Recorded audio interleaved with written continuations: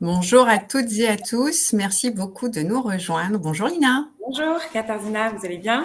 Bien, merci. Un grand merci avant tout d'être avec nous aujourd'hui pour nous partager votre expérience à travers ce premier webinaire de la série version 2025 de mon dossier France Compétences, puisque on a déjà fait une série de ce type l'année dernière et voilà. Donc, comme on a eu des retours très positifs, on s'est dit on va la relancer, la réactualiser et intégrer les nouveautés lorsqu'il y en a. Et donc, le temps que les uns les autres se connectent, Lina, je vais vous demander de nous en dire un petit peu plus sur vous, sur votre organisme, pour lancer le sujet du jour sur les référentiels de compétences et d'évaluation.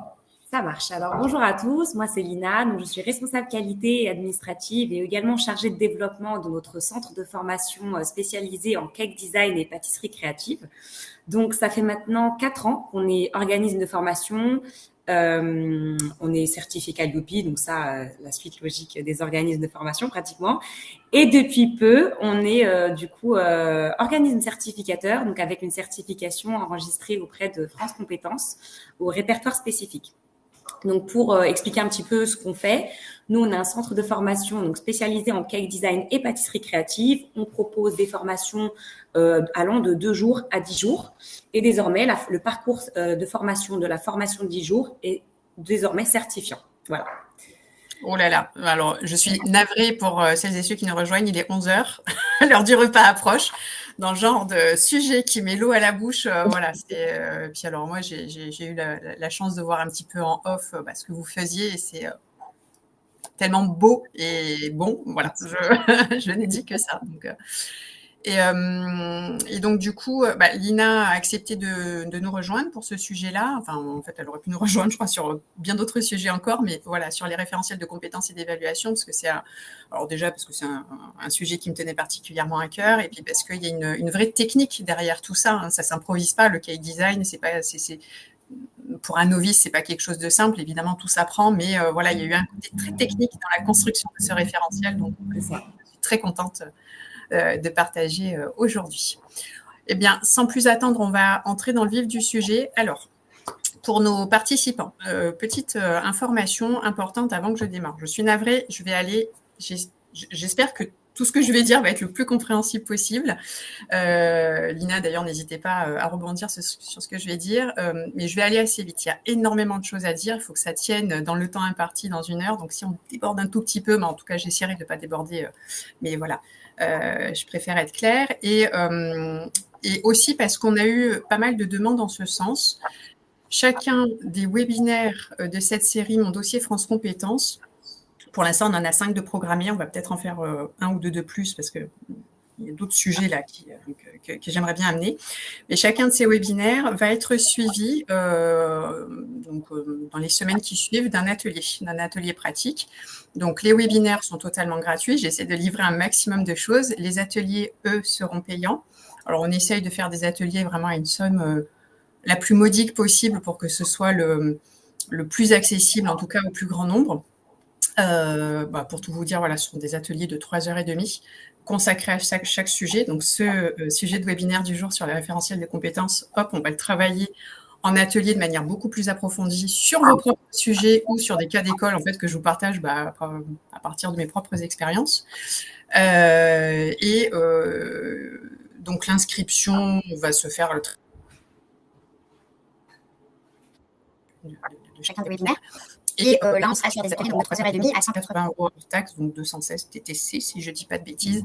Et donc, là, tout le monde peut s'y inscrire. Voilà, c'est vraiment ouvert au plus grand nombre. Et ce sera en visio, ce ne sera pas via Webikeo. Donc là, on se verra. Enfin, je verrai les participants. Et on pourra échanger de vive voix et via des partages d'écran sur vos propres sujets. Voilà, ça c'est dit. Hop, on attaque. Alors, au programme du jour, on va refaire un rapide briefing sur les fondamentaux de la certification pour remettre un petit peu les choses dans le contexte, notamment pour celles et ceux qui en auraient besoin.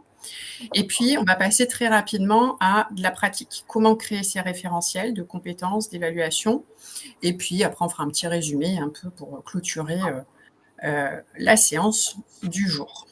Voilà, donc en termes de fondamentaux de certification... Ah, excusez-moi, j'oublie un petit détail pour, encore une fois, celles et ceux qui nous rejoindraient pour la première fois. et qui ne connaîtrait pas trop la plateforme Webikeo, sur la partie droite, a priori pour vous aussi, c'est à droite de votre écran, vous avez un chat. Et donc, vous pouvez dans ce chat poser vos questions. N'hésitez pas d'ailleurs à le faire. On va essayer de les traiter au fur et à mesure. Si toutefois on passait à côté d'une question, relancez-la. On n'attendra pas la fin du webinaire pour y répondre. Le but, c'est quand même que ce soit le plus interactif possible. Voilà, donc n'hésitez pas à poser vos questions.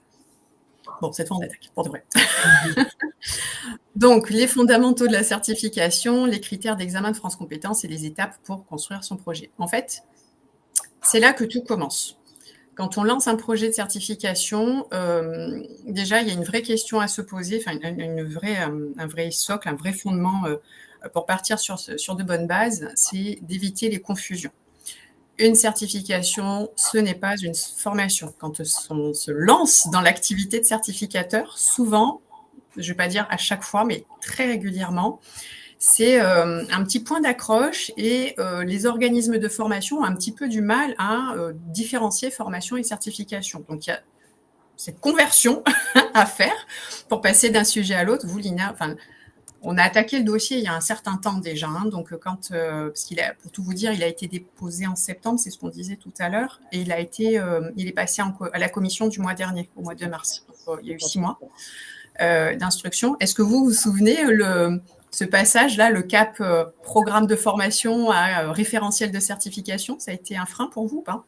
Non, ça n'a pas été un frein. Il fallait juste remettre notre programme de formation sur une certification, donc rassembler toutes les connaissances qui vont être acquises au cours du programme de formation sur une période. Donc, en l'occurrence, nous, c'est sur une journée, donc 8 heures d'examen, pour remettre tout le contexte, donc toutes les compétences à revoir durant l'épreuve de certificative. En fait. Donc, ça a été assez fluide, en fait, ce passage objectif de formation. Grâce à vous. Alors, je ne sais pas si c'est grâce à moi, mais en tout cas, c'était fluide au niveau de la construction du référentiel. Je sais que c'est pas... vous avez su transmettre la technicité de ce que vous faites et donc la transcription de ces compétences était relativement aisée. Ce n'est pas toujours le cas.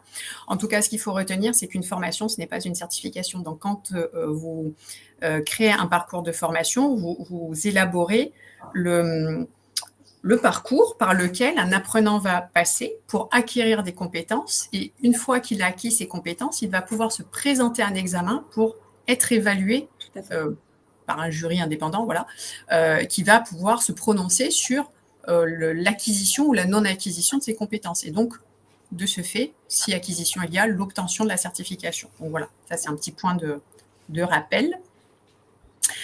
Une certification peut être enregistrée dans l'un ou l'autre répertoire de France Compétences. Donc là encore, je vais assez vite. Donc n'hésitez pas, s'il y a des questions a posteriori, évidemment, vous pourrez nous contacter pour nous les poser, il n'y a pas de souci.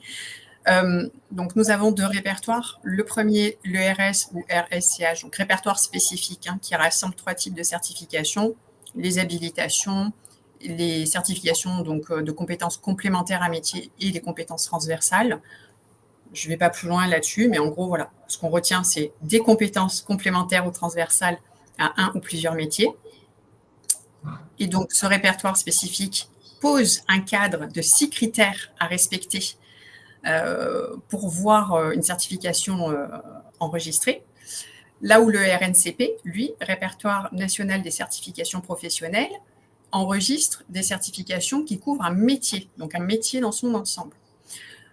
Et donc là, on va y retrouver différents types de certifications, des titres de ministère, des CQP, des titres de formation professionnelle. Enfin, voilà, encore une fois, je ne m'étends pas sur le sujet parce que ce n'est pas l'objet du jour.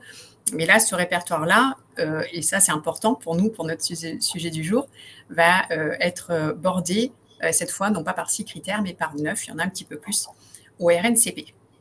Dans notre cas, pour The Cake Design Academy, on était sur une certification qui a été enregistrée au RS, puisque nous sommes sur des compétences complémentaires à un métier. Là, je vous laisse prendre le relais. Quel métier? Le métier de pâtissier. Le métier de pâtissier. Voilà. Et donc ça, retenez-le. Je pense que ça vous servira pour la suite. Je ne vous dis pas pourquoi, on verra plus tard. Hop. Poursuivons. Voilà. Je ne vais pas passer en revue chacun des critères des 2 répertoires. Je l'ai mis dans ce support qui vous sera accessible sur simple demande. Il sera téléchargeable, donc vous pouvez accéder à ce support qui ne fait que reprendre en fait les différents critères de chacun des 2 répertoires. Donc là, sur le RS, on a 6 critères. Là, ce qui va nous intéresser particulièrement pour le sujet du jour, donc la construction, la rédaction des référentiels de compétences et d'évaluation, ce sont les critères 1 et 2, puisque le critère 1 relève de l'adéquation des connaissances et des compétences visées par rapport aux besoins du marché du travail. Donc là, la traduction, ça va être quelles sont les cibles, si je traduis, quelles sont les catégories de professionnels qui vont être visées par mon répertoire. Quels éléments du marché du travail, quels signaux du marché du travail indiquent qu'il y a un besoin en connaissances et en compétences pour ces métiers-là, etc. Et évidemment, le critère 2, la qualité des référentiels de compétences et d'évaluation. Est-ce que c'est bien construit? Est-ce que c'est bien écrit? Est-ce que c'est fluide? Est-ce que ça évoque clairement les compétences que notre professionnel devra avoir pour décrocher la certification? Voilà un petit peu le contexte. Donc, ces critères, ce sont les critères sur lesquels l'instructeur va s'appuyer pour finalement évaluer, pour instruire le dossier, pour analyser le dossier. J'ai envie de dire aussi, l'ordre de ces critères n'est pas anodin. S'ils sont ordonnés dans ce sens-là, c'est que potentiellement, il y a une raison. Bon, je n'accentue pas là sur les autres critères parce que ça fera l'objet d'autres webinaires. Et donc, si on passe sur l'autre répertoire, donc le RNCP cette fois, eh bien, donc on a dit qu'il y en a 9, mais sur ces 9, eh bien, on voit aussi notamment le critère 3 qui apparaît ici, la qualité des référentiels d'activité, de compétences et d'évaluation. Donc, il revient, ce critère, et on voit à quel point l'écriture des référentiels a du sens et a son importance. Je check au fur et à mesure. Voilà. Bon, pour l'instant, il n'y a pas encore des questions. Il y a des... Très bien, ok. Donc, n'hésitez pas si vous avez des questions à les placer dans le chat. Voilà. Donc, je passe vite sur ces slides. C'est simplement, encore une fois, pour que vous les ayez en rappel dans les supports. Voilà. Et donc, quand on va travailler sur l'élaboration des référentiels, il va y avoir des choses importantes parce que ce n'est pas juste rédiger un référentiel, c'est le référentiel se rédige au regard de ce qu'on observe avec des experts métiers. Et donc, dans le cas de cette certification en cake design, heureusement que j'avais des expertes métiers en face de moi parce que moi, je n'ai aucune compétence. Oui, je fais des jolis gâteaux yaourt, moi, mais j'ai aucune compétence pour cet aspect technique, etc. Mais au-delà de ça, c'est un tout. En fait, ça s'intègre dans un tout. Donc, selon à qui est destiné notamment ce référentiel, eh bien, il va peut-être prendre des orientations et des tournures différentes. Dans le cadre du RS, par exemple, en fonction du ou des publics cibles visés par notre projet de certification, on va prendre le cas concret. On a une certification en cake design qui s'adresse à des pâtissiers. Eh bien, on ne va pas intégrer dans le référentiel des compétences de pâtisserie de base. On ne va pas apprendre les bases, par exemple,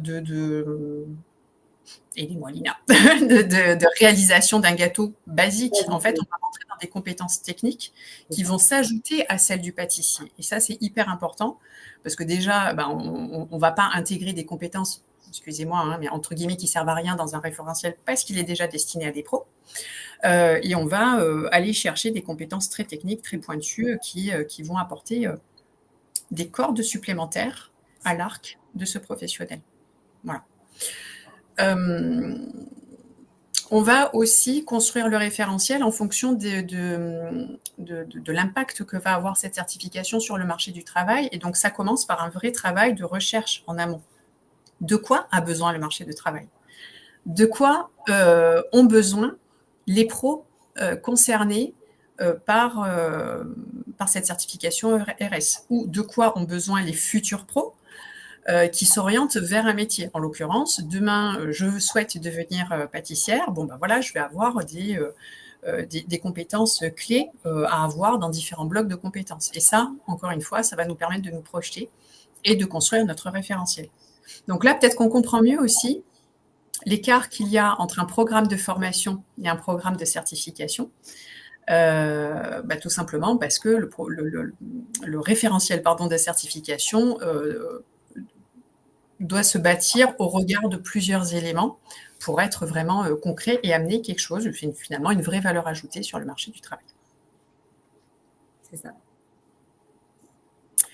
Alors j'aime bien, avant de passer encore une fois à des choses bien plus pratico-pratiques, alors c'est la minute poésie, j'aime bien comparer la construction des référentiels à quelque chose qu'on va glisser dans une capsule temporelle pour un voyage dans le temps. Alors je m'explique, ça paraît complètement allumé ce que je raconte, mais imaginons on construit un super référentiel, donc là, magnifique référentiel en cake design. On glisse ce référentiel dans une capsule temporelle, on l'enterre et on imagine que dans quelques siècles, nos descendants déterrent cette capsule et on imagine que peut-être que d'ici là, il se sera passé des quantités de choses et que peut-être que on fera plus du tout de gâteaux. On fera peut-être, j'en sais rien, des petites pochettes liquides avec des saveurs. Enfin, bon, voilà, je lis trop roman futuriste, mais voilà un petit peu l'idée. Et en fait, l'idée, c'est que nos successeurs, dans le futur, lorsqu'ils vont ouvrir ces référentiels, lorsqu'ils vont le lire, eh bien, d'un seul coup d'œil, finalement, en balayant ce joli tableau, eh bien, ils vont se saisir tout de suite du sens, soit du métier, soit des compétences complémentaires à ce métier. Ils vont saisir l'ensemble. Et le référentiel, c'est ça. C'est vraiment la traduction de qu'est-ce que je dois savoir, qu'est-ce que je dois savoir faire pour pouvoir exercer un métier. Et donc, quelque part, il y a une certaine notion de knowledge management qui me tient tellement à cœur, parce que la transmission des compétences, c'est un peu la clé aussi d'une civilisation. Et voilà pourquoi je réfléchis la construction des référentiels comme un voyage dans le temps. Bon, voilà, je vais faire ma petite parenthèse poétique, mais peut-être que vous saisirez bien mieux la démarche. C'est un très bon exemple, ouais, carrément. Bon. Tiens, on a une petite question d'Evelyne. Ces critères sont accessibles où? Sur le site de France Compétences? Oui, tout à fait. Je vous invite à simplement faire la recherche, même sur le site de France Compétences, critères RS ou critères RNCP, ou enfin tout simplement sur un moteur de recherche classique, et vous les aurez. Voilà, bon, enfin là en l'occurrence vous les aurez dans le support, mais n'hésitez pas à les consulter tout par-delà en fait. Hein. Voilà, donc en pratique, comment réussir à créer ces référentiels et quel est le lien avec le programme de formation existant? Ça, le lien avec le programme, on verra un petit peu plus tard. Mais voilà déjà pour la construction des référentiels. Alors, déjà, quand on part sur la construction de notre référentiel, il faut le réfléchir un peu comme une ossature qui va donner une lisibilité à un titre ou à une certification. Donc, ce que le programme est à la formation, vous l'aurez compris, le référentiel l'est à la certification. C'est totalement différent, mais il y a un moment, on va réussir à faire la jonction entre les deux. Alors là, je vous ai glissé des exemples de notifications de rejet. Donc en fait, peut-être que certains d'entre vous, d'ailleurs, n'hésitez pas à vous manifester dans le chat si vous avez déjà eu vous avez déjà accompli une démarche de demande d'enregistrement auprès d'un des deux répertoires. Bon, parfois, ça ne marche pas. On voit que les taux de réussite ne sont pas super élevés, mais on a la chance, entre guillemets, excusez-moi d'utiliser ce terme, mais de recevoir une notification de refus d'un courrier qui, à première vue, est un petit peu indigeste, parce que quand on met le nez dedans, on se dit « Oh là là, mais qu'est-ce que ça veut dire ?» Mais on voit les critères concernés qui ont fait défaut, en fait. Et donc là, je vous ai fait un petit extrait de différentes formulations pour ce fameux critère 2. Alors là, c'est que du RS. Et ce qui en ressort, donc je prends le premier. L'écriture des compétences reste trop générique et parfois à la frange de la prérogative du métier de peu importe lequel, ce qui impacte défavorablement le référentiel d'évaluation, modalités et critères. La veille sur le marché du travail n'est pas mise en œuvre afin d'adapter l'ingénierie certification. Donc, en fait, c'est simplement pour illustrer ce que je disais tout à l'heure. Quand on construit notre référentiel, tout est imbriqué. C'est pas juste une génération d'une liste de compétences faite un petit peu rapidement. C'est aussi ces compétences, qu'est-ce qu'elles concernent, pourquoi je veux les octroyer, pourquoi je veux que certains professionnels et pas d'autres en soient dotés, et comment est-ce que je vais démontrer, ou comment ai-je déjà démontré en amont que ces personnes, en l'occurrence, en ont besoin par rapport à un contexte donné sur le marché du travail. Et donc, si tout ça ne paraît pas dans le dossier, en l'occurrence dans les référentiels, mais aussi dans la note d'opportunité, voilà, eh bien, va y avoir un chaînon manquant. Donc, ça ne veut pas dire que votre dossier est mauvais, ça ne veut pas dire qu'il est faux ou à côté de la plaque, ça veut dire peut-être simplement qu'il n'a pas été suffisamment démontré ou qu'il n'a pas été démontré au regard des besoins en compétences, etc. Donc voilà, là, ces 3 extraits. Alors tout ça en atelier, on le creuse. Hein. On prend, on décortique, on analyse. Et je vous avouerai que parfois, entre ce qui est écrit dans les critères et on peut aussi solliciter un entretien post-instruction avec l'instructeur. Et le simple fait d'échanger avec l'instructeur permet aussi d'avoir des déclics, à se dire « Ah ben oui, effectivement, c'était ça » et il manquait ce petit détail. Bon, vous, Lina, vous n'avez pas été confrontée à ce sujet, puisque voilà, une certification qui a été imposée du premier coup. Mais voilà, donc c'est parce que ça a été pensé justement, vraiment avec le cadre des critères.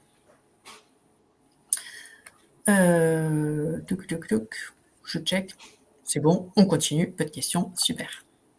Alors, rentrons un petit peu maintenant vraiment dans le côté technique. Donc, dans le cadre du RNCP, comment ça se passe? Eh bien, faisons focus, puisque c'est le sujet du jour, sur les référentiels. Quand on construit les référentiels, on ne le fait pas comme on veut. Il y a un cadre, un joli tableau à respecter, avec 4 colonnes quand on est sur du RNCP, et on verra un petit peu plus loin, 3 colonnes quand on est sur du RS.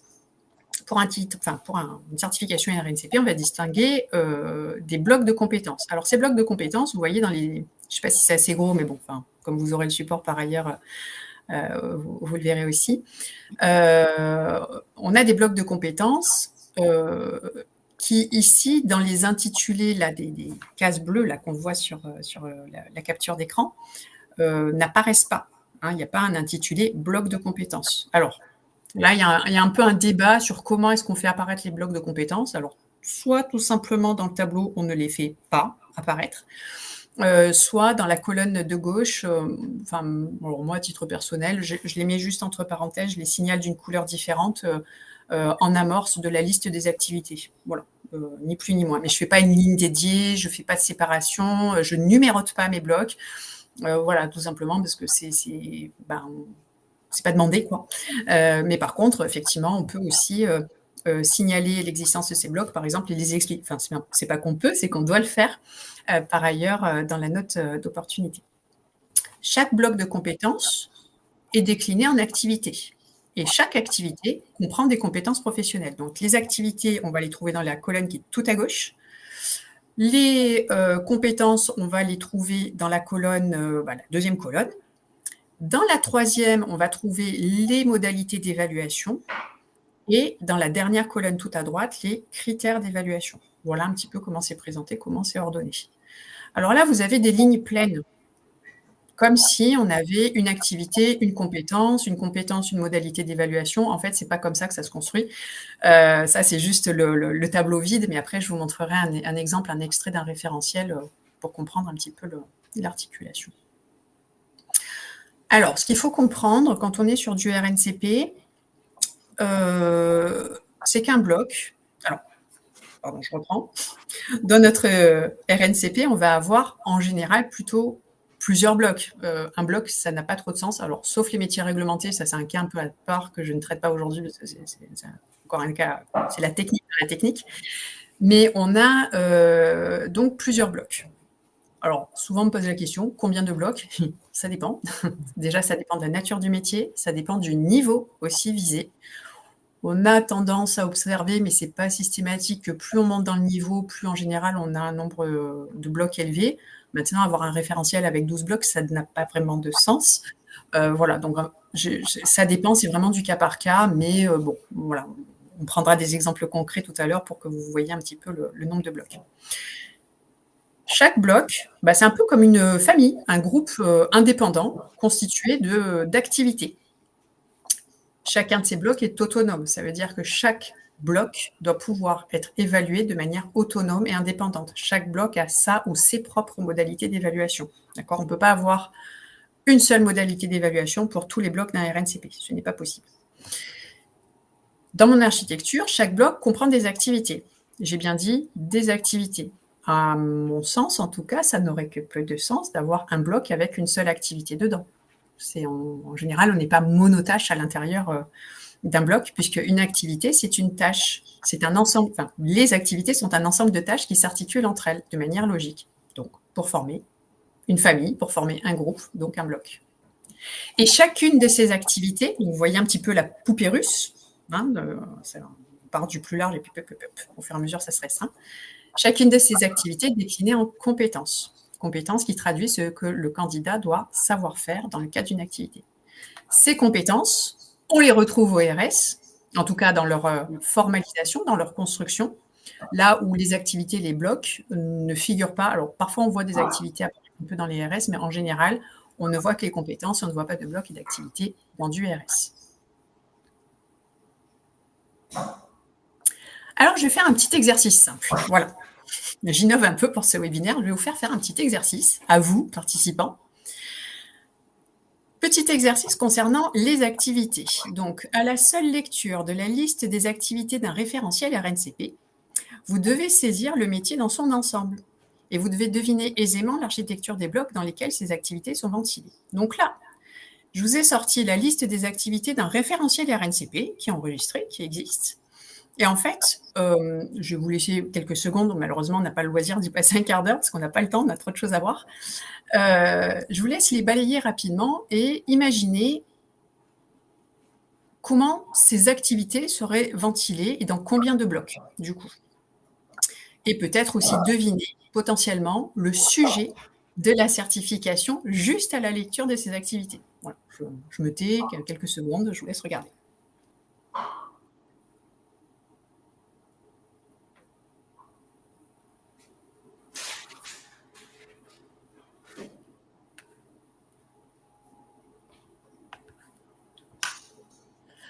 Hop, donc je reprends la parole, puisque comme je vous dis, je ne peux pas malheureusement m'étendre là-dessus, mais vous ferez l'exercice si vous voulez de manière plus approfondie à la maison. De toute façon, c'est des choses aussi qu'on reprend en atelier.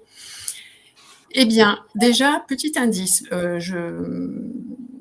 si vous lisez le contenu de chacune de ces activités, donc on voit pour chacune des activités, on parle de mode, on parle de collection, on parle de modèle, on parle de prototype.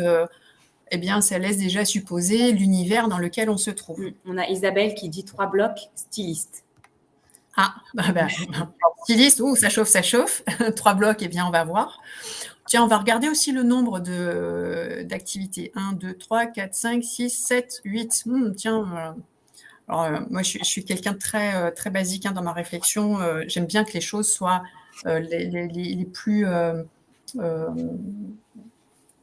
comment on dit, symétriques possibles, les plus équilibrés possibles. Ce n'est pas toujours possible, mais souvent, voilà, ça se traduit. Alors, on a directeur de collection dans les propositions, communication, marketing, stratégie dans la mode, conception, promotion, créateur de mode. Bon, génial. Déjà, vous avez compris. Donc, hop, regardez la slide suivante. Hop. Donc, on est bien dans un titre de styliste et designer de mode de niveau 6. Donc là, on est sur du niveau 6, donc qui est enregistré par l'IBSM. Pour ceux qui ont suivi les précédents webinaires, Alexandre Bachellery, donc représentant de l'IBSM, était avec moi et donc on parlait de sa certif.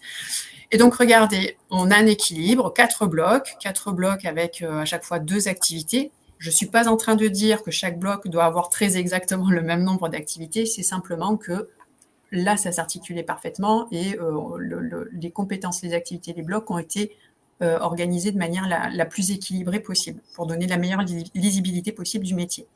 Et donc, regardez les intitulés de blocs. Eh bien, on a une ventilation qui permet donc de structurer les activités au sein des blocs de manière assez logique. On parle de mode, on parle de collection. Et donc, vous avez saisi le métier d'un seul coup d'œil. Cet exercice est très parlant. Si vous montrez juste les activités de votre projet RNCP à quelqu'un qui ne connaît pas le métier, s'il ne comprend pas, s'il ne se saisit pas du métier, du secteur qu'il y a derrière, déjà, il y a quelque chose qui ne va pas. Donc voilà, faut le penser dans ce sens-là. Hop. Voilà. Autre exemple de certification qui a été enregistré au RNCP également, donc c'est aussi du niveau 6, concierge de grand hôtel international. Alors là, ce qui m'intéressait de vous montrer, donc ça, c'est ces référentiels-là sont consultables sur le site de France Compétences. Voilà, vous cliquez, vous cherchez, enfin, ils sont accessibles. Là, je n'en mets qu'un petit extrait, il fait pas mal de pages. donc voilà. Alors, là, ce qui m'intéresse, c'est ce qu'on montrait tout à l'heure, le tableau vide, là, donc il est en version complétée. Donc, on retrouve dans notre colonne de gauche. J'aime bien parce que je montre avec mon doigt, mais évidemment, vous ne voyez pas ce que je fais. Bon, bref, donc regardez la colonne de gauche, activité 1. Donc, constituer son équipe en fonction des besoins du service. Eh bien, cette activité a été déclinée en plusieurs compétences. Donc là, c'est 1.1, constituer une équipe en utilisant des outils de recrutement et techniques d'entretien inclusif afin d'assurer un fonctionnement et une qualité de service optimale. Je vais y arriver. Je bascule sur la page suivante, c'est juste pour comprendre tout ce qu'il y a dans l'activité 1. On a une deuxième compétence, intégrer les nouveaux collaborateurs, et une troisième compétence, fédérer son équipe en utilisant des leviers de motivation. Donc, tout ça est intégré dans le bloc management et gestion d'une équipe internationale, mais si je masque l'intitulé du bloc, si je masque l'intitulé de l'activité, rien qu'en lisant les compétences, déjà, je peux potentiellement situer l'objet de la certification. Voilà. On est dans un contexte d'un service, de collaborateurs, d'encadrement d'équipe, de management d'équipe, etc., etc. Regardons à présent les modalités d'évaluation. On a une modalité d'évaluation, bon, je reviens ici, dans la troisième colonne, étude de cas écrite sur le recrutement et l'intégration d'un collaborateur. Et alors, pour ma part, après, il n'y a pas une façon de faire, il y a plusieurs façons de voir les choses, mais j'aime bien faire figurer dès le référentiel là où les compétences concernées par la modalité d'évaluation. Donc là, on voit que l'étude de cas écrite, avec tout le détail qui suit, qui explique ce que le candidat doit faire au cours de son étude de cas, eh bien, on sait à quelles compétences ça renvoie. Donc là, en l'occurrence, l'étude de cas va couvrir les 3 compétences que je vous ai présentées. Et on a aussi, en plus, une autre modalité qui est une mise en situation professionnelle d'entretien d'un collaborateur qui, elle, n'évalue que la première compétence, de manière complémentaire. Donc, ça permet de situer très exactement quelle modalité d'évaluation, de manière pratico-pratique, va évaluer quelle ou quelles compétences du référentiel. Donc voilà, ça c'est aussi un point important. On va revenir un petit peu plus loin sur les modalités d'évaluation. Et on voit en face qu'on a des critères d'évaluation. Alors regardez la construction des critères d'évaluation. Là encore une fois, il n'y a pas une façon de faire, il y en a potentiellement plusieurs. Mais on traduit les attentes du correcteur, encore une fois, de manière très pratique. Un peu comme une checklist, c'est-à-dire que notre correcteur, notre évaluateur, notre jury d'évaluation, quand il va évaluer le candidat, il va s'appuyer sur ces critères pour pouvoir vérifier si le candidat maîtrise ou ne maîtrise pas tout ou partie de la compétence. Et donc, voilà, regardez, par exemple, là, sur le critère 1.2, le candidat élabore un parcours d'intégration. Et qu'est-ce qu'on doit retrouver, qu'est-ce qu'on doit faire apparaître dans ce parcours d'intégration? Préparation des modalités administratives, organisation, relations hiérarchiques, valeurs et culture d'entreprise, parrainage des collaborations. Et donc, vraiment, on a cette checklist qui va permettre au correcteur de passer en revue chacun de ces points. Alors, on a des questions. Est-il pertinent de détailler l'activité principale en sous-activité? Et pourquoi pas? Moi, j'aime bien aussi cette... alors, ça dépend des référentiels parce que parfois, il y a plein de choses à dire et parfois Ouais. Mais c'est pas inintéressant. Effectivement, des sous-activités, ça m'arrive de les intégrer et ça peut être très parlant aussi, du coup, de balayer. Et c'est souvent des petits tirés, presque des mots-clés, mais qui permettent donc de bien situer tout ce que couvre l'activité, en fait. Et cela ne pose pas de souci lorsqu'une compétence est évaluée plusieurs fois. Non, ça pose pas de souci, mais alors dans ces cas-là, je vous conseille peut-être alors on va le regarder avec le référentiel de The Cake Design Academy. Si j'ai oublié de répondre à la question, n'hésitez pas à me la reposer. On va regarder ça plus en détail un petit peu plus loin. Alors, voyons maintenant côté RS, comment ça se passe. Pour une certification RS, on distingue des compétences professionnelles complémentaires ou transversales à j'aurais dû mettre à un ou plusieurs métiers. Donc là, les compétences traduisent ce que le candidat doit savoir faire. Mais au final, tout à fait de la même façon que pour du RNCP. Les compétences doivent traduire ce que le candidat sait faire, ce qu'il doit savoir faire. Et donc là, au lieu des 4 colonnes qu'on a vues pour du RNCP, eh bien, nous n'en avons plus que 3. Première colonne, les compétences. Deuxième, modalité. Troisième, critères. Là, il n'y a plus rien qui change. À partir de là, c'est la même chose. Au niveau de l'architecture, je nuance. Alors, petit zoom sur la compétence. Une compétence, c'est une combinaison de savoir, de savoir-faire, de savoir comportemental, de savoir agir. Bon, ça fait beaucoup de choses, mais c'est vraiment cette combinaison qui va traduire la compétence.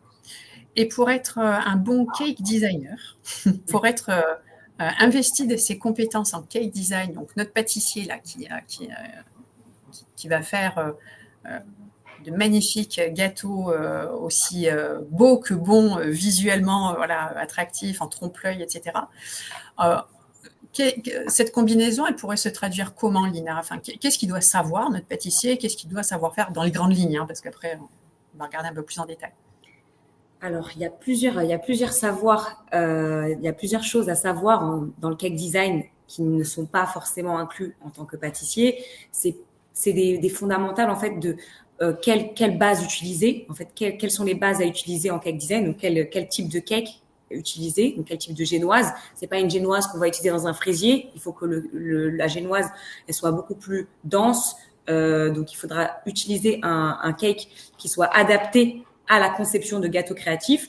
Donc, dans ce cas-là, on peut, et qui puisse rester un peu plus longtemps à température ambiante, par exemple, parce qu'il faudra le travailler en extérieur pour le finaliser. Donc, ça, c'est une des choses à savoir. Il faudra savoir quelle garniture utiliser, qu'on n'utilise pas forcément en pâtisserie, ou un pâtissier peut utiliser une garniture que nous, on ne peut pas forcément utiliser. Par exemple, des fruits frais, nous, on va éviter. On va plutôt utiliser des fruits cuits. Voilà. C'est plein de petites choses comme ça à savoir qui ne sont pas forcément enseignés en pâtisserie parce que ce ne sont pas les mêmes connaissances, ce ne sont pas les mêmes obligations.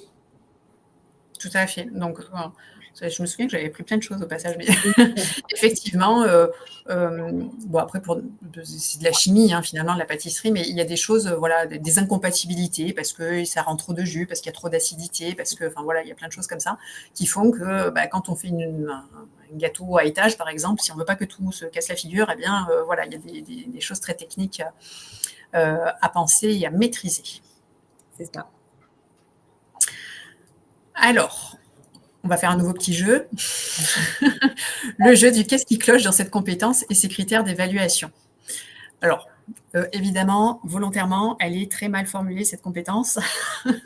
Voilà, je vous laisse simplement regarder très rapidement, me dire qu'est-ce qui ne va pas dans ce qui est en gras, connaître et maîtriser les ingrédients clés pour réaliser une garniture réussie.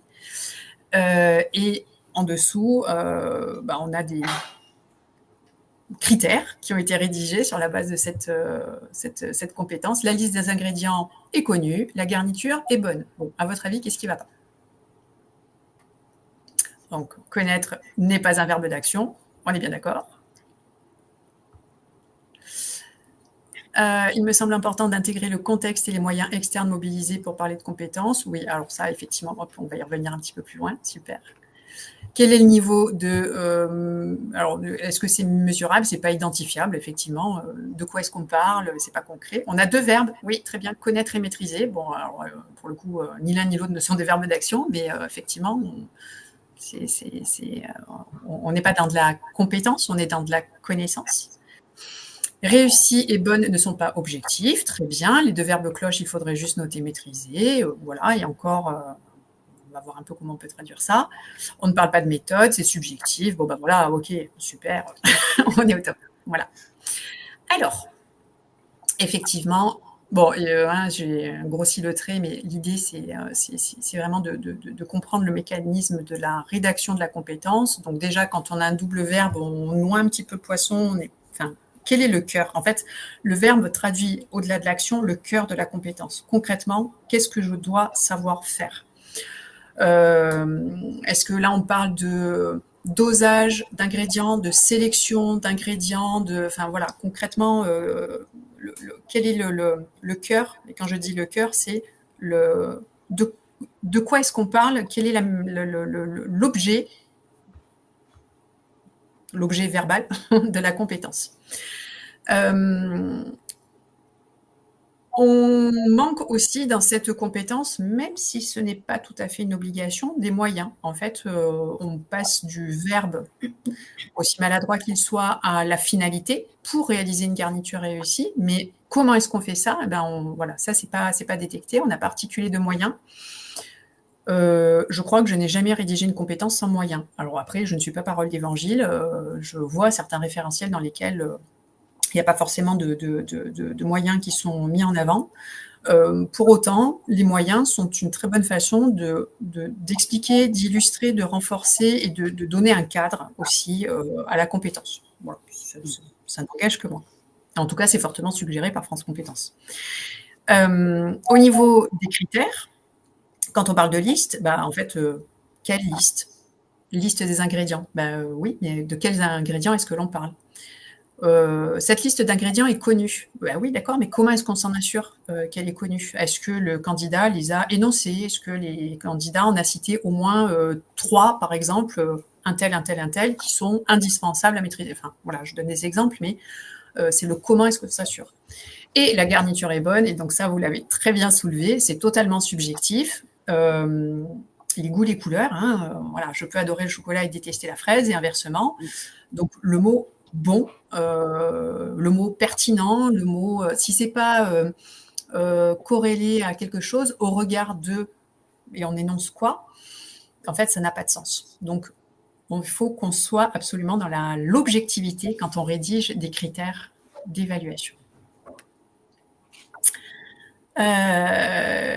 On revient à QCM, on va y revenir aussi. Ok, connaître et maîtriser sont des verbes d'action qui font partie de la taxonomie de Bloom. Oui, ça je suis d'accord, mais là on ne traduit pas les choses en connaissance, mais on les traduit en compétences. Donc c'est pour ça que je parle de cœur et vraiment de compétences.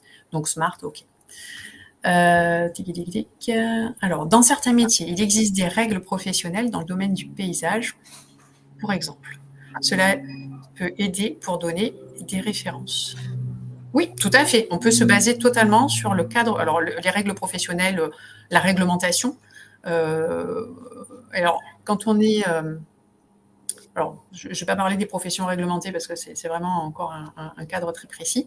Mais effectivement, s'il y a des indications particulières, une réglementation, enfin un cadre légal, c'est peut-être un peu fort, mais en tout cas, on peut s'appuyer dessus tout à fait pour élaborer les compétences. Quand vous parlez des moyens dans la rédaction de compétences, pouvez-vous donner des exemples? Oui, je peux donner des exemples. On va y arriver. Alors, et on va y arriver avec le référentiel de The Cake Design. Je suis désolée, Lina, du coup, je vous fais patienter un peu, mais après, on va aborder votre référentiel plus en détail. Donc, simplement, petite slide ici pour l'écriture en compétences qui est primordiale. Un verbe d'action à l'infinitif, le quoi, donc le sujet, l'objet en fait de l'action, le pourquoi ou la finalité, et éventuellement le comment. Alors, pour ma part, j'inverse toujours, je mets d'abord le comment et la finalité, mais en fait, je pense que c'est parce qu'au bout d'un moment, on prend certains réflexes. Ça ne veut pas dire que c'est comme ça qu'il faut faire, ça veut dire qu'en fait, on a la possibilité de faire les deux, tout simplement. Et le petit extrait qui est en italique au-dessus est extrait du Vademecum, proposé par France Compétences. Donc, l'écriture en compétences répond à la nécessité d'adopter un langage commun partagé par tous les acteurs concourant au développement des compétences, des organismes de formation jusqu'au monde de l'entreprise. Donc, l'écriture en compétence n'est pas normée, elle peut être écrite de différentes manières. Donc, encore une fois, rien n'est figé. Le tout, c'est qu'à la lecture de ces compétences, on puisse se saisir de quoi est-ce qu'on parle. Voilà. Donc, des compétences trop génériques, trop floues, ne seront pas suffisamment, ne permettront pas de suffisamment cerner le sujet. Allez, dernier petit jeu, du chercher l'erreur. Donc, on est sur la certification réaliser des gâteaux sur mesure en mobilisant les techniques du cake design. Et cette phrase est fausse, hein, bien entendu. Cette certification s'adresse à toute personne qui souhaite apprendre à faire des gâteaux à la décoration plus vraie que nature. Alors, qu'est-ce qui cloche dans cette formulation?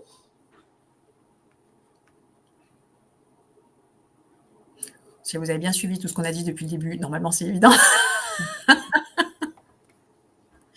Les prérequis. Ouais, effectivement, on est sur une certification complémentaire à un métier. Voilà, très bien, la cible est trop large. Ce n'est pas une compétence professionnelle. Alors non, ce n'est pas une compétence, mais effectivement, c'est le prérequis qui pose un souci, puisque notre prérequis, c'est d'être pâtissier, parce que sinon, on ne peut pas accéder à cette certification. Voilà, donc ça ne peut pas être toute personne qui souhaite apprendre.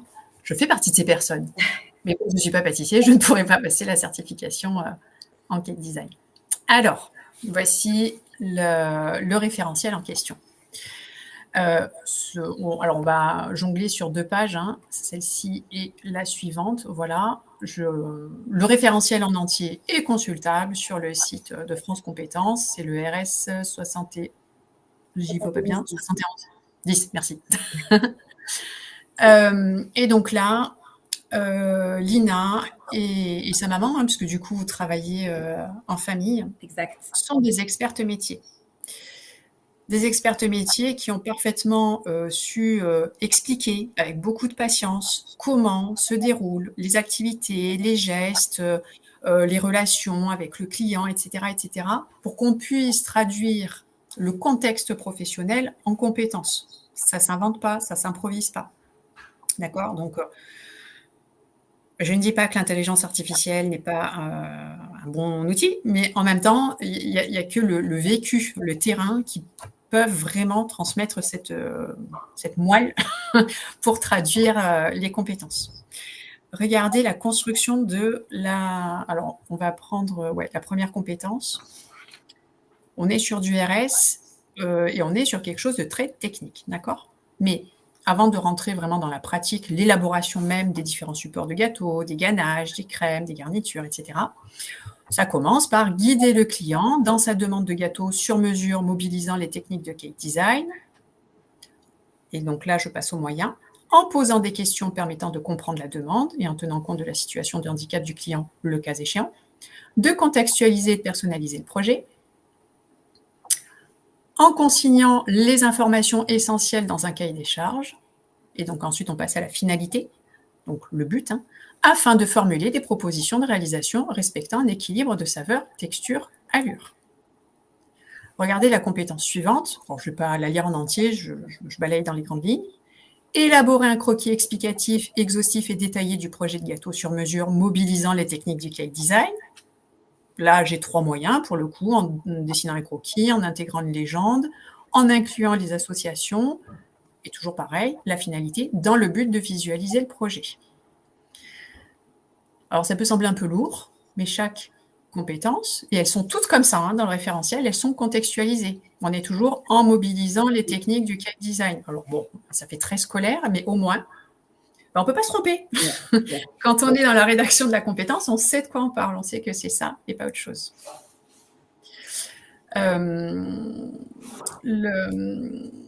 Alors, il y en a bien d'autres, hein, des compétences, parce qu'en gros, hein, Lina, dans votre référentiel, on parle de comment je guide le client jusqu'à la livraison, en fait. C'est ça. Des gâteaux. Faire un gâteau finalisé, hein, avec toute la déco, etc., ça prend combien de temps? Ça dépend, mais en formation ou ça peut prendre une journée complète. Ça prend une journée complète. Ouais, carrément. Et vos évaluations, elles durent combien de temps? 8 heures. Ils sont dans quel état vos candidats à la fin de l'évaluation? Ça va parce qu'en fait, pour atteindre cette certification, ils ont déjà passé 10 jours de formation avec nous et c'est des journées complètes où on pâtisse, où on fait du cake design, où voilà, on fait différentes préparations en même temps, donc ils sont déjà dans le bain. Donc à la fin de la journée, un petit peu de stress, un petit peu voilà, mais ça, ils s'en sortent, ils s'en sortent. On leur a bien. Et comment ils vivent l'évaluation avec un jury qu'ils ne connaissent pas? Parce que du coup, voilà, c'est des membres externes. Hein, Tout à fait. Et alors ça, comment ils le vivent d'être confrontés à ce jury? Ils retournent à l'école. C'est un retour aux épreuves comme on a passé auparavant, au bac, aux oraux, différents oraux qu'on a passés. Mais ça se passe bien. Un peu de stress, mais ça se passe toujours très bien. Ça se passe très bien. Ok. Bon, voilà. Et donc, alors, pour la petite histoire, on y est revenu à plusieurs reprises sur ce référentiel. Moi, il y a eu peut-être 2 fois où je me dis, ah, ça y est, on le tient, on a un référentiel qui est nickel, etc. Et là, Lina me dit, mais non, là, il y a un truc, non, parce que ça, on l'a pas suffisamment bien traduit. Et ben voilà, en fait, c'est l'œil de l'expert métier. Moi, voilà, encore une fois, comme je vous dis, avec mes pauvres gâteaux yaourt, je vais pas bien loin. Mais donc, si on n'a pas ce regard extérieur, aller dans la finesse de la compétence et de tout ce que ça implique, voilà, pour l'équilibre du gâteau au sens propre. Voilà, de sa tenue, pour l'adhésion, parce que en fait, vous m'expliquiez, Lina, que selon les couvertures de gâteaux que je choisis, ça ne peut pas tenir sur tel ou tel type de pâte. Ou enfin voilà, il y a des choses que je peux pas accorder. Je peux pas utiliser des fruits si je fais autre chose. Enfin voilà. Tout à fait. Je vais pas me lancer dans des explications techniques. C'est des choses vraiment, c'est technique, donc ouais, il fallait bien préciser. Il fallait que ce soit clair. Tout à fait. Et donc, ça l'est, hein, dans le référentiel. Il y a eu un moment où Lina m'a dit, ça y est, là, c'est bon. Là, on le tient. Voilà. On est dedans. Oui, Mélanie, effectivement, c'est passionnant. Enfin, vous ne pouvez pas imaginer. Enfin, quand on construit des référentiels, c'est génial ce qu'on peut apprendre sur les différents métiers. Donc, vous comprenez un peu mon histoire de capsule temporelle et voilà, ce qu'on transmet pour plus tard. Jacques, vous faites une remarque très intéressante. France Compétences a accepté tous ces termes anglais. Eh bien, alors, le cake design, je ne sais pas si le berceau c'est l'Angleterre, mais en l'occurrence, c'est le nom que l'on donne à cette technique. Et c'est pas, voilà, Par contre, vous voyez qu'il y a des termes qui sont traduits, ne serait-ce que dans l'amorce, là, ce que vous avez sous les yeux, dans la présentation des compétences maîtrisées. Donc, les titulaires de la présente certification maîtrisent au minimum les compétences acquises relatives aux techniques suivantes, layer cake. Et donc là, on explique ce que c'est entre parenthèses, sweet table, buffet sucré, wedding cake, gâteau de mariage, etc., etc. Parce que c'est vrai que techniquement, les anglicismes, en tout cas, s'il n'y a pas un glossaire, tout le monde ne parle pas anglais, donc il faut vraiment que le référentiel soit accessible au plus grand nombre, à toutes les parties prenantes potentiellement concernées par la certification. Regardons donc vite fait maintenant les évaluations, donc ces évaluations de 8 heures, qui comprennent, alors pardon, je reviens ici, 3 modalités d'évaluation, si je ne dis pas de bêtises. Ouais. Voilà, une évaluation écrite sous forme d'un QCM sur les connaissances techniques du cake design, mais vous imaginez bien qu'évaluer des compétences sur ce sujet uniquement via un QCM, c'est juste pas possible parce qu'on est dans quelque chose de très technique. Et donc, on dit, cette évaluation-là, c'est la compétence 4. Après, on a une évaluation pratique.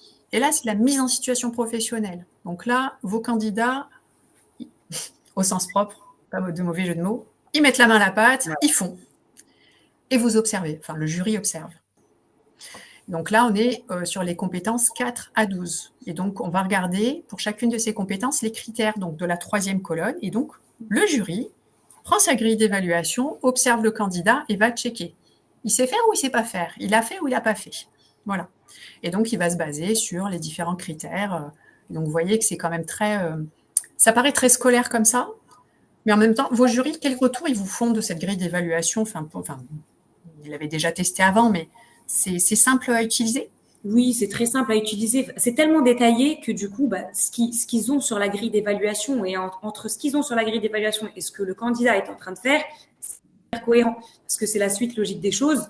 Donc, d'une étape à une autre, ça s'enchaîne et les critères, ça s'enchaîne également. Donc c'est clair. Pour eux, c'est clair. Et puis même, nous, nos jurys, bon, peut-être il y en a un, c'est un pâtissier, donc pas forcément cake designer, mais qui a une petite expérience dedans parce qu'il a déjà fait de la formation chez nous. Personne, elle est forcément cake designer, donc c'est des compétences qu'ils connaissent. Et qui comprennent. Ça va de soi en fait. Ok. Bon, enfin voilà. Bon, après c'est des pros du métier, donc j'ai envie de dire. Exactement. C'est à ce stade pour eux c'est de l'acquis, évidemment, c'est pas deviné, mais je veux dire c'est intuitif. Voilà, c'est très intuitif. Après, ce qu'il faut voir, c'est que ces grilles d'évaluation, encore une fois, on avait des experts métiers en face et on avait nos jurys, donc qui nous ont fait aussi des retours en disant ça il faut pas le formuler comme ça parce que c'est pas compréhensible. Donc hop, on a transformé les critères pour que ce soit vraiment lisible par tout jury. Ouais, toujours, tout à fait. Voilà. Et enfin, donc une troisième évaluation. Donc là, on était sur une fiche projet qui décrit l'accueil du client, comment l'a guidé, la réalisation du croquis, etc. Donc voilà, sur les compétences 1, 2, 3. Voilà. Question très intéressante de Lucie. Une fois le référentiel et la certif enregistrée, est-il possible de proposer des formations de temporalité différentes en fonction du public? À la place d'une journée, pourriez-vous la proposer sur 2 ou 3 journées? Bon, là, dans notre cas précis, c'est une formation qui est bien plus longue. Ouais. Puisqu'elle dure... Elle dure 10 jours. Voilà. Bon, ça ne s'improvise pas. Est-ce que si on avait un pâtissier qui avait déjà des bases en cake design, vous pourriez envisager une formation un petit peu plus courte au cas par cas? On aurait pu, mais vu que, honnêtement, on préfère remontrer toutes nos techniques de A à Z pour être sûr que le jour J, il utilise des techniques qui sont bonnes pour avoir un bon rendu. Parce qu'il y a des personnes qui ont déjà des expériences en cake design, ça nous arrive souvent en formation, et qui du coup travaillent à leur façon, mais pour telle ou telle raison, c'est pas correct pour la suite, en fait, des étapes qui suivent. Okay. Par exemple, au lieu de lisser le gâteau comme nous on fait entre 2 disques et une spatule de lissage, ils vont pas mettre de disque. D'accord, c'est une chose parce qu'ils ont l'habitude, parce qu'ils veulent que ça aille peut-être un petit peu plus vite, mais au résultat final, le rendu sera peut-être les étages superposés les uns les autres, il sera peut-être pas assez droit pour que le rendu visuel ou de tous les côtés du gâteau soit dans la finalité parfaite. Nous, c'est ça. Donc, on préfère tout revoir avec eux, les corriger s'il y a des corrigés à faire. C'est pour ça qu'on préfère vraiment repartir sur une formation de 10 jours. Ok, donc vous êtes sur un format unique. Et après, techniquement, on pourrait avoir des formations d'une durée différente pour mener à la même certification, mais en fait, c'est plus une histoire de prérequis qu'autre chose, parce qu'a priori, l'idée, c'est quand même de présenter des candidats qui ont toutes les compétences du référentiel pour pouvoir se présenter à l'examen. Sinon, c'est qu'a priori, soit il y a quelque chose qui ne va pas dans le référentiel, soit au niveau des prérequis, encore une fois, voilà. Donc, c'est pas impossible pour répondre à votre question, mais après, faut voir ce que ça suppose, parce que si on a 4 parcours différents, 1 jour, 2 jours, 3 jours, 4 jours pour la même certif, voilà, c'est là où ça peut soulever certaines questions. Okay. Raymond vous demandait, est-ce qu'on pourrait aborder la problématique des budgets alloués? Alors, c'est pas l'objet du jour. Si vous voulez, on peut se contacter, en discuter en off. Si je peux apporter des réponses, c'est vraiment avec plaisir, mais là, je voudrais me concentrer sur notre sujet. Des mémoires, oui, car la certification par bloc est possible. Alors, la certification, si on est sur du RNCP, on peut, on doit présenter les évaluations de manière indépendante pour chaque bloc, mais l'obtention du RNCP, l'obtention de la certification est conditionnée par le cumul, par la somme de tous les blocs. On n'obtiendra pas une certification de bloc, on obtiendra une attestation de réussite. Et c'est le cumul des attestations qui permettra d'obtenir la certif. Voilà. Alors, je vais juste quitter les questions juste pour avancer un tout petit peu.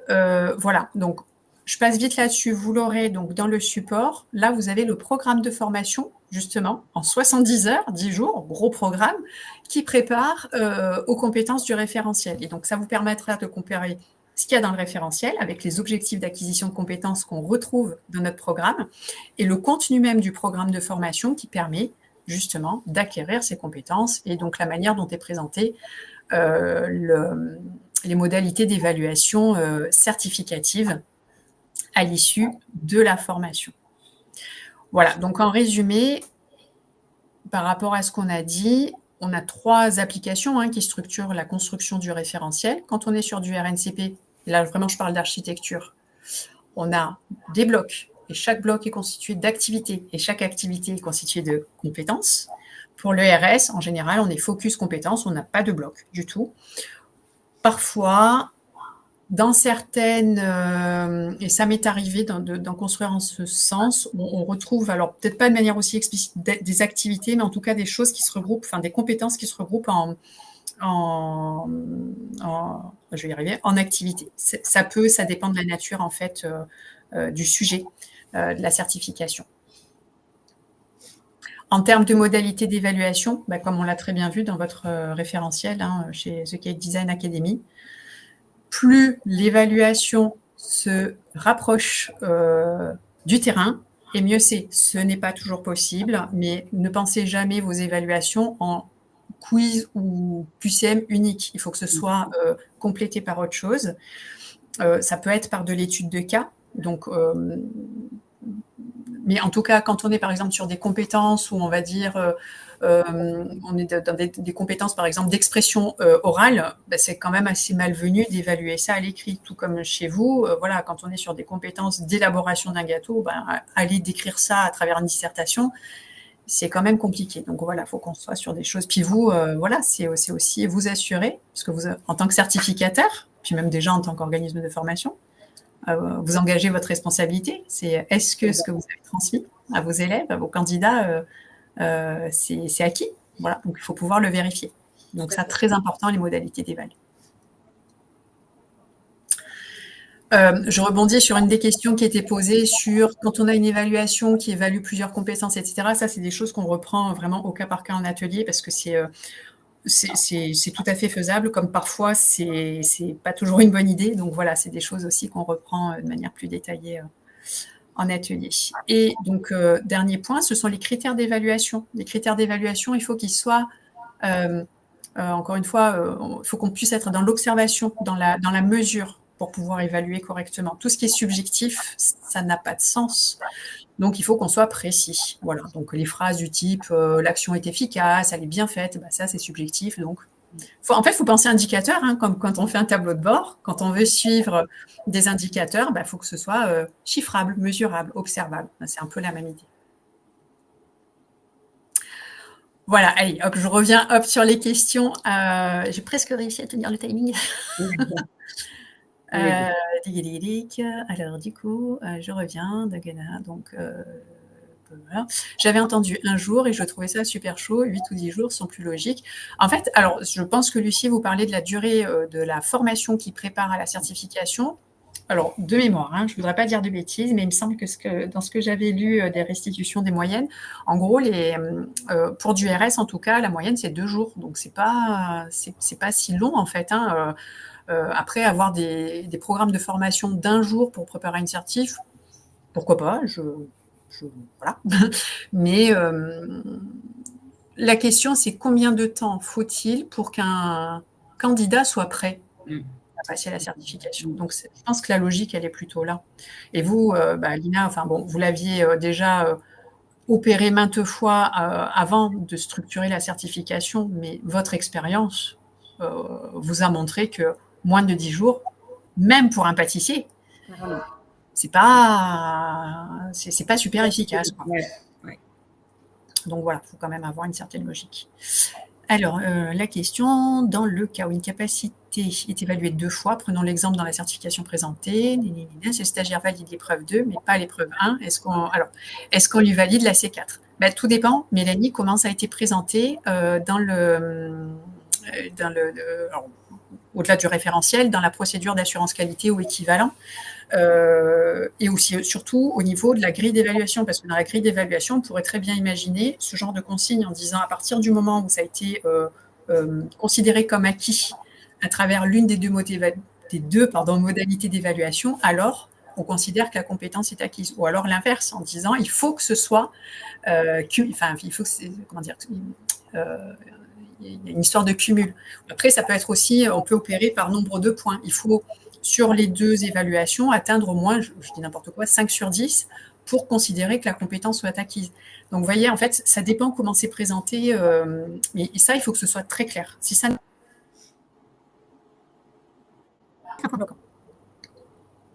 Pourriez-vous expliquer la question des RS qui valide un seul bloc d'un RNCP? Alors, je ne suis pas sûre de comprendre la question, mais peut-être s'agit-il des équivalences, Jacques. Ah oui, alors peut-être c'est complété par le message suivant. Vous semblez rendre équivalent des blocs de compétences et des blocs d'activité. Les certifications professionnelles sont constituées de blocs de compétences, ensemble homogène et cohérent de compétences contribuant à l'exercice autonome d'une activité professionnelle pouvant être évaluée et validée. Alors là, c'est pareil, je ne suis pas sûre de comprendre la question. Alors non, pardon. C'est pas ce que moi, ce que je veux dire, c'est que en fait, dans l'architecture, quand on structure, et là je parle du RNCP, il y a une espèce, enfin en tout cas moi c'est comme ça que je visualise, d'articulation un peu poupée russe. Donc on bloc de compétences qui comprennent plusieurs activités et les activités elles-mêmes déclinées en compétences. Voilà. Donc on soit sur la même longueur d'onde. Et concernant la question donc des RS qui valident un seul bloc de compétences, en fait, ce qu'il faut voir, c'est s'il y a des équivalences. Je compte faire un atelier dédié à ce sujet-là, donc j'y reviendrai plus en détail un petit peu plus tard dans l'année. Océane, étant donné que la numérotation des blocs de compétences n'est plus préconisée dans le référentiel, nous pouvons-nous réaliser un tableau récap en début? Oui, moi, ça m'arrive clairement de le faire. Alors, pas forcément sous forme de tableau, mais peu importe, en fait, j'ai envie de dire. Alors, attention, c'est pas parce que moi, je dis ça que France Compétences l'a dit. En tout cas, on me l'a pas reproché, donc du coup, j'en déduis que c'est possible. Voilà. Voilà, on recadre. Merci Véronique pour votre retour. Bon, voilà, donc on arrive à la fin. J'ai encore une question. Plusieurs formations peuvent-elles mener à la même certification? Oui, techniquement, ce serait possible. Pour la simple et bonne raison, par exemple, si l'INA, à travers The Cake Design Academy, si j'ai bien compris, ce n'est pas votre intention de développer un réseau de partenaires, mais si un jour vous le faisiez, vous pourriez très bien confier la mission donc à ses partenaires de former pour préparer à la certification, et chacun pourrait avoir des programmes de formation légèrement différents. Vous, en tant que certificateur, vous iriez vérifier que leurs programmes sont dans les clous, mais en même temps, voilà, on pourrait avoir des programmes différents pour aboutir aux mêmes compétences. Par contre, si on est complètement hors des clous, alors là, non. Mais j'ai cru comprendre que ce n'était pas tout à fait votre intention. Ouais, pour l'instant. Alors, on garde ça pour nous. Bon. Pour le mot de la fin, Lina, qu'est-ce que ça vous a apporté, la certification? Qu'est-ce que ça vous a appris? Voilà, qu'est-ce que vous en retenez de cette expérience? Alors, pour nous, déjà, c'est une grande valorisation de ce métier, d'avoir une reconnaissance auprès de France Compétences. Donc ça, déjà, ça fait monter le métier qui n'était pas reconnu. Donc ça, c'est pas le métier, mais plutôt les compétences auxquelles on forme. Et puis, c'est un plus pour nos élèves d'avoir une certification reconnue. Ça sera une plus-value pour leurs futurs clients, pour leurs futurs employeurs s'ils veulent être employés. Enfin voilà, vraiment, c'est un plus vraiment qui n'est pas négligeable. Que ce soit pour nous en tant qu'organisme de formation ou pour nos stagiaires qui préparent la certification et qui l'obtiennent pour leur futur projet. En fait. Donc, franchement, alors que ce soit en termes d'insertion, que ce soit peut-être. Après, il y a aussi alors, je pousse un peu le bouchon loin, mais il y a une reconnaissance de compétences et presque la gastronomie française et l'art culinaire qui va avec. Il y a presque, il y a une petite notion de patrimoine là, un peu de chauvinisme à la française. Voilà, on a inscrit ça quelque part. Alors, peut-être on n'est pas encore au patrimoine de l'UNESCO, mais voilà, en tout cas, le fait que ce soit enregistré, au répertoire, c'est déjà une belle consécration. Ouais, c'est une fierté. Vraiment, on est trop contents. Voilà, en tout cas, ça a été une chouette expérience. Carrément. Merci à vous.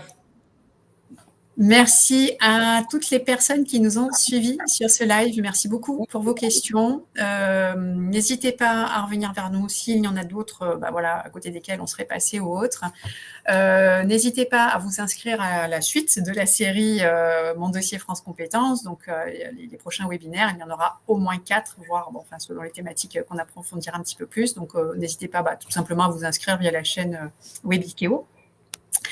Et pour ceux qui le souhaitent, si vous voulez approfondir et aller vraiment en détail sur ce sujet, donc à vous inscrire à nos ateliers. Voilà, pareil, on vous communiquera les dates, tout sera consultable, notamment dans le fil LinkedIn, entre autres. Voilà, merci beaucoup pour vos chaleureux retours et puis il me reste à vous souhaiter un bon appétit maintenant que ces merveilleuses histoires de gâteaux nous ont bien donné faim. Merci à vous, Katarzyna, et merci à tous. Merci Nina, à bientôt. Bonne journée, à bientôt. Au revoir.